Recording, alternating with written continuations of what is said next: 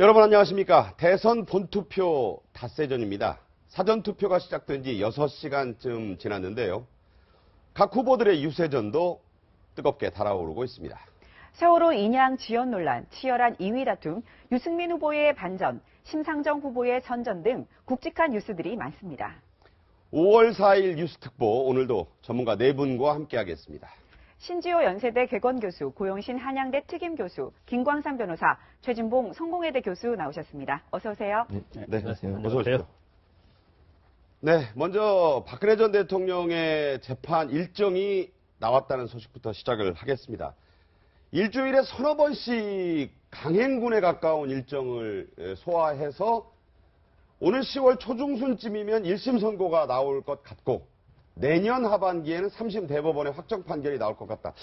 일주일에 서너 번씩 재판한다. 이거 최순실 씨 재판 못지않게 빠르게 진행하겠다는 거죠. 그렇죠. 굉장히 힘들죠. 네. 일반적으로 이제 재판은 일주일에 한 재판부가 재판을 이틀 정도 합니다. 그러니까 요일 중에서 한 이틀 정도 하는데 계속 뭐 예를 들어서 화요일과 뭐 목요일 아니면 월요일과 화요일. 근데 이제 박근혜 전 대통령 재판부는 월요일과 화요일 재판하는 재판부예요. 예. 그럼 일반적으로 월요일과 화요일 재판부라 할지라도 월요일 날 하면 그 다음 재판은 월요일 하는 거거든요. 그런데 월요일 날도 하고 화요일도 하겠다는 거고요. 또 경우에 따라서는 일주일에 한 3번, 4번 계속 집중 심리를 하겠다는 취지죠. 그래서 재판 일정이 굉장히 스피드 있게 빠르게 좀 진행이 될 것 같고요. 일단 박근혜 전 대통령을 이제 구치소에 계속 수감할 수 있는 기간이 10월 16일입니다. 그러면 어떤 형태로 가든지 10월 16일 이전에는 결정을 내야 하는 그런 상황에 재판부는 이제 직면하게 된 거고요. 그래서 일단 심리를 재빨리 해서 적어도 10월 16일 넘어가기 전에 결정을 내겠다. 그런 계획을 세우고 있는 것 같아요. 재판부가. 네, 지금 보면 박근혜 전 대통령 첫 재판에는 참석하지 않았잖아요. 근데 23일 열리는 공판에는 반드시 출석을 해야 되는 거 아닙니까? 그러면 언론 노출을 피할 수 없죠. 그리고 또 최순실 씨와도 첫 대면을 하게 되겠네요. 그러니까 최순실 씨 쪽에서 재판을 분리해서 해달라 했는데 이제 법원에서 받아들이지 않지 않았습니까? 그러니까 23일에는 원치 않겠지만 하여간 두 분이 재판장에서 조우할 수밖에 없는데 처음에 들어서는 이거는 이제 언론에 좀 카메라에 포착이 될 텐데 그 이후 재판 진행 과정까지는 아마 이제 생방송에 잡히기는 좀 힘들 것 같습니다. 네, 과거 전두환 노태우 전직 대통령 재판 때 기억나시겠지만 앞부분은 공개를 했고 그렇죠. 그때도 내규를 좀 바꿔서 생중계하지 않느냐. 이번에도 얘기는 있지 않습니까? 전직 대통령에 대한 재판이라는 것은 매우 이례적인 일이다. 국민적 관심도 엄청나게 크니까. 그래서 지난번 두 전직 대통령에 대해서도 언론 공개를 잠시 했었기 때문에 이번 경우도 사실은 전두환, 노태우 두 전직 대통령보다 더 국민적 관심은 크다고 봐야겠죠. 그렇죠. 예. 그때는 본인들이 대통령직이 끝난 뒤에 이후에 그런 비리 행위라든가 이런 걸로 해서 재판을 받았지만 이번에는 박 전 대통령은 재임 중에 탄핵을 받아서 구속됐기 때문에 오히려 더 국민들은 그동안 또 박 전 대통령 건강 이상설이 있다 이런 얘기까지 나왔기 때문에 저는 재판부가 다른 고려 없이 국민들의 알 권리를 충족시킨다. 그런 차원에서도 좀 공개를 해야 하지 않을까 하는 생각이 듭니다. 그러면 저희가 이렇게 앉아서 이 재판을 생중계로도 볼 수 있는 건가요? 집에서도? 그럴 가능성도 있나요? 가능성이 높지는 않을 것 같아요. 그러니까 물론 법원의 판단이겠지만 법원 입장에서는 그런 모습이 생중계됐을 때 국민적 여론이라든지 또는 새로 들어선 정부도 사실 좀 부담이 있을 가능성이 있다는 생각은 듭니다. 그래서 전적으로 법원이 어떻게 할 거냐는 법원이 판단할 문제지만 그것이 공개되었을 때 사회에 미칠 파장들을 생각한다면 또 제가 볼 때는 만약 그렇게 결정한다면 박근혜 전 대통령 변호인 측에서도 반대할 가능성이 있다고 저는 보고요. 그래서 물론 법원이 이걸 받아들일지 안 받아들일지는 법원의 고유의 판단의 문제니까 왈가왈부할 수는 없겠지만 법원 입장에서는 부담스러운 부분이 더 많기 때문에 사진 촬영 정도는 허용하겠지만 그걸 생중계하는 것은 상당히 부담스러워서 안 할 가능성이 높다는 생각은 듭니다. 네, 이렇게 박근혜 전 대통령의 재판 일정이 나온 것과 함께 이른바 국정농단 5인방으로 불리는 사람들의 구속영장 만기도 지금 가까워지고 있고 보석 얘기도 또 나오고 있거든요. 김 변호사님, 최순실 안종범은 5월 말이면 이달 말이면 이제 구속 만기가 되고 있었는데 추가 기소 가능성이 큰데 정호성 전 비서관 그리고 장시호 씨, 김종 씨 이 세 사람에 대해서는 보석 얘기가 나오네요. 근데 저 중에서요, 장시호 씨 빼놓고는 이제 추가 기소가 된 상태거든요. 그런데 네. 우리가 아까 구속만기가 6개월이라고 그랬잖아요. 네. 추가 기소가 되면 추가 기소된 범죄 사실 가지고 구속만기를 늘려갈 수 있어요. 이게 연장할 수 있다는 거죠. 그런데 네. 장시호 씨 같은 경우는 추가 기소가 안 됐기 때문에 6월 초 이전에 선고를 하든지 네. 아니면 일단 석방을 하고 재판을 계속 진행을 하든지 해야 하는데 장시호 씨 같은 경우는 사실은 박근혜 전 대통령과는 관계가 별로 없어요. 네. 최순실 씨하고 또 삼성과 관련된 부분 아니겠습니까?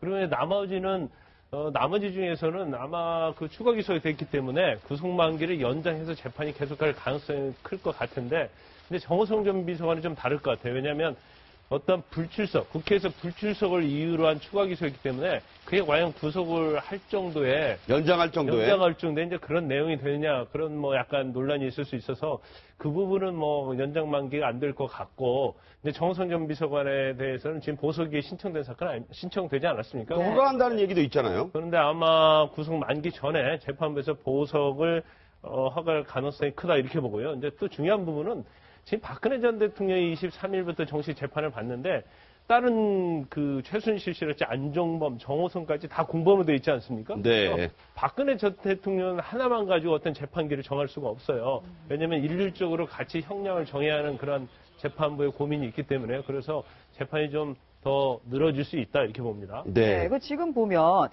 지금 정호성 전 비서관 같은 경우에는 어쨌든 보석을 신청하지 않았습니까? 네.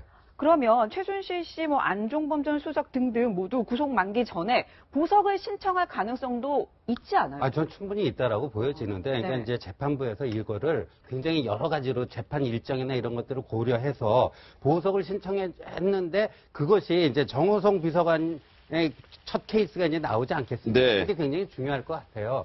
그런데 이제 정호성 비서관의 경우에는 딱 한 가지 지금 혐의 아닙니까? 공문서 그 국가 기밀 유출. 예. 그건데 이제 안종범 전 수석의 경우에는 또 여러 가지 그 죄목이 네, 혐의, 네. 뭐 뇌물 포함해갖고 여러 가지가 있고 그러니까 제가 봤을 때는 정호성 비서관의 경우에는 가능성이 있어 보이지만 나머지까지 그 허용했을 때는 굉장히 또 국민 감정상 네네. 어긋나는 부분이 있어서 이런 거 굉장히 신중을 기하지 않을까 보여집니다. 네. 정호성 전 비서관은 이제 나오게 되면은 뭐 지금 잠적해 있는 걸로 돼 있는 그 이재만 비서관이라든가 또 안봉근 비서관과 또 이게 박 전 대통령 재판 준비를 할 거다 이런 얘기도 나오지 않았습니까? 그렇죠. 그런 가능성이 충분히 있죠. 지금 이재만 안봉근 같은 경우에는 한 번 조사받고 나서 더 이상 조사가 안 된 상태고 또 잠적이 돼 있는 상태이기 때문에 혹시나 나가서 정호성 비서관이 만약에 나가게 되면 네. 그 증거 인멸도 할 가능성은 충분히 있다고 봐요. 저는 네. 또 얼마나 남아 있을지 모르겠지만 네네. 세 사람이 사실은 문고리 3인방으로서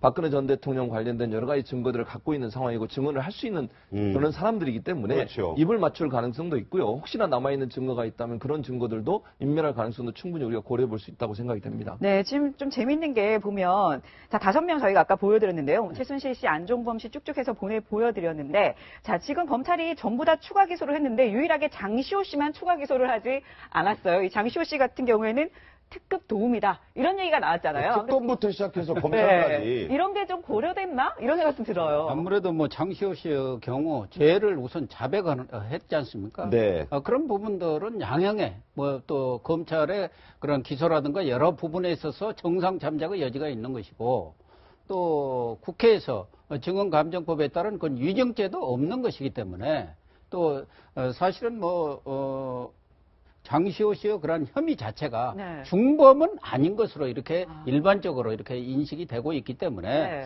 뭐 그런 저런 점들이 고려돼서 아마 장시호 씨의 경우는 보석이 허가되지 않겠느냐 이렇게 보는 것 같습니다. 장시호 씨는 계속 아들을 만나고 싶다 이런 얘기 계속 했었잖아요. 뭐 장시호 씨뿐만 아니라 정유라도 아들이라 네. 무슨 일이든 다 하겠다고 하는 거니까 모정은 부모로서 뭐, 예. 그런 아들에 대한 정의야 뭐 다 똑같지 않겠습니까? 네. 그러니까 이제 특검에서부터도 뭐 특급 도움이다. 뭐 표현에는 좀 어폐가 있을 수 있습니다만 협조하고 또 자기 죄 이외에는 뭐 추가로 태블릿 PC도 이렇게 어디 있는지 알려주고 이런 것들이 네.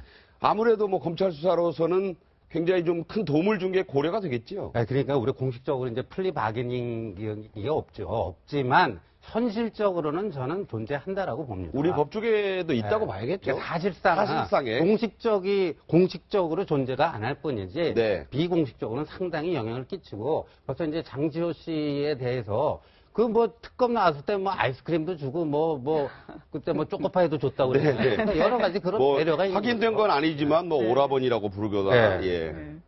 네, 그렇습니다. 자, 이뿐만이 아니고요. 또 최순실 씨 관련한 새로운 소식 하나 나왔는데요. 바로 이런 보도가 나왔습니다. 최순실 씨가 서울구치소로 다시 보내달라 이렇게 얘기를 했다는 겁니다. 최순실 씨 측 변호인이 최순실 씨 재판 일정 빠듯한데 이동 시간이 길어서 심신이 너무 지친 상태니까 좀 가까운 서울구치소로 보내달라 이렇게 얘기를 했다는 건데 이런 요구로 구치소로 옮기는 상황도 있습니까? 그러니까 이게 원래 남부구치소가 한간에는 무슨 남부텔이다 뭐 이런 말도 있어서 훨씬 지은 지도 얼마 안 됐고 뭐 물론 뭐 다리가 이게 자리가 좁다 뭐 이런 얘기도 확인 안 된 얘기도 나오고 했습니다만 이유가 재밌어요. 박소연 앵커 얘기대로 서울구치소는 교통편이 자주 있는 데 비해 남부구치소의 경우는 그렇지 못하다.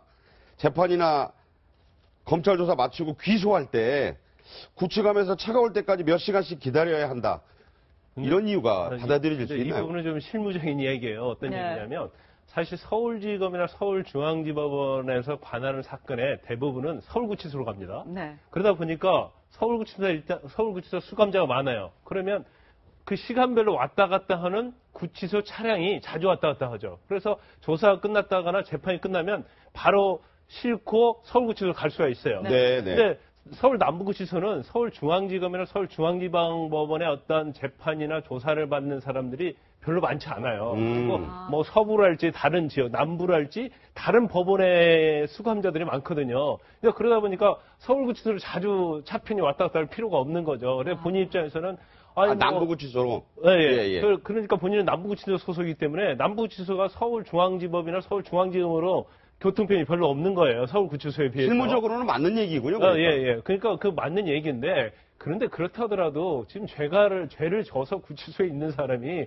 교통편이 불편하다고 그래서 나는 서울구치소 옮겨달라 하는 것은 말이 안 되고 또 이런 이유로 사실 옮겨줄 어떤 명분 자체도 없는 거고요. 네. 어떻게 보면 본인이 지금 죄를 지은 수감자라는 걸 깨닫지 못하고 있는 것 같아요. 아니, 최순실 씨가 무엇보다도 이 남부구치소로 간 거는 바로 박근혜 전 대통령이 거기 있어가지고 그것 불편해서. 때문에 예. 옮겨진 거 아닙니까? 근데 이런 주장을 하면서 옮겨달라고 하면 진짜 받아들여지나요? 이유는요. 네. 진짜 이유는 이렇게 자신이 뭐라고 할까 핍박받고 있다라고 하는 뭔가 좀 이렇게 일종의 코스프레인가요? 코스프레라고 봐요. 네. 그러니까 지금 우리 박소연 앵커 지적한 대로 네. 불과 얼마 전에 했던 얘기하고 정반대로 모순되는 얘기 주장을 하고 있는 거 아닙니까? 네. 그러니까 물론 이런 불편이 없는 줄 알고 갔는데 가서 보니까 이런 불편이 있더라. 이렇게 얘기가 될 수도 있겠지만 사실 이게 어차피 남부구치소에 빨리 돌아간다고 해도 거기서 자유롭게 있을 수 있는 것도 아니잖아요. 그렇죠. 어차피 그 구치소 안에 자기 독방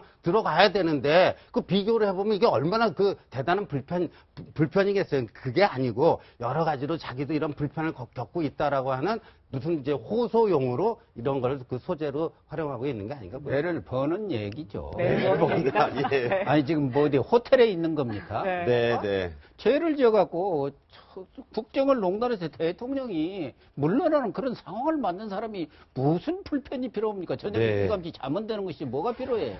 네. 네. 자, 저런 말씀과 함께 최순실 씨 측 변호인 이경재 변호사 등은 이번에도 강압 수사다.